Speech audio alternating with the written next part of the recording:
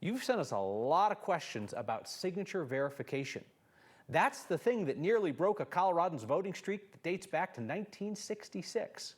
Peter from Aurora, who talked with our politics guy, Marshall Zellinger.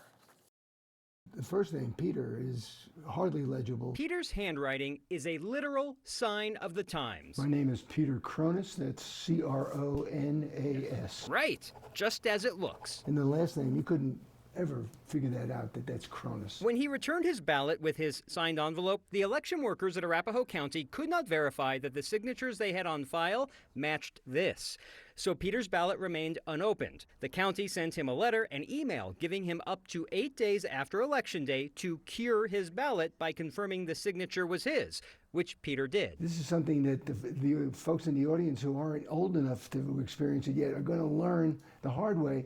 Your signature changes over time, a lot of times because your hands shake. Our bipartisan election judges weren't able to confirm that the signature on his ballot envelope was in fact his because it had changed. Bill Mast is the elections director in Arapahoe County, and just like every county, election judges are taught to look for signature discrepancies. We have at times provided trainings through the FBI or the Colorado State Police. Compare Peter's signature today to his old Florida license, or his current Colorado license, or his marriage license from 15 years ago. You could actually read my signature when I first started signing my name, and now it's, you could maybe read it, but good luck with that. This was more to Peter than simply his signature. This is a photo of my father in his uniform. It was about a tradition started 57 years ago. My father always made it a very special occasion when it was time to vote. He'd get his shoes shined, he'd get a clean white shirt out, a freshly pressed suit, and we'd walk together over to the election polling place, and he basically demonstrated to me by example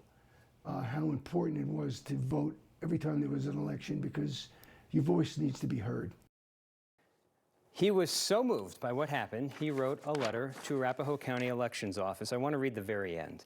Now, thanks to the very competent folks at the Arapahoe County Elections Division, my vote was counted, and as a result, I was able to continue my dad's Election Day tradition.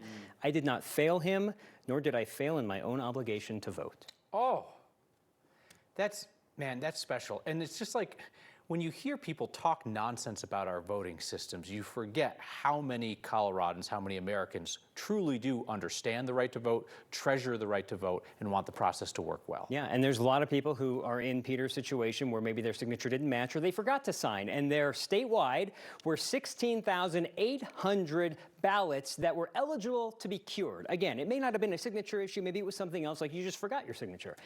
Almost 5,000 were cured. That leaves 11,800 that weren't, and all of those, I'm pretty sure all of those, get sent to the district attorney's office just to make sure there was no funny business. Oh, to get. And most of the time, there's, if not all, there's no funny business. Every now and then, 1 or 2 or 3 people, you got to prod a little more. Wait a minute, we never heard back from you. What's going on? Did someone do this nefariously? And it's very rare. And we've, a handful of times over the last decade we've talked about it? Yeah.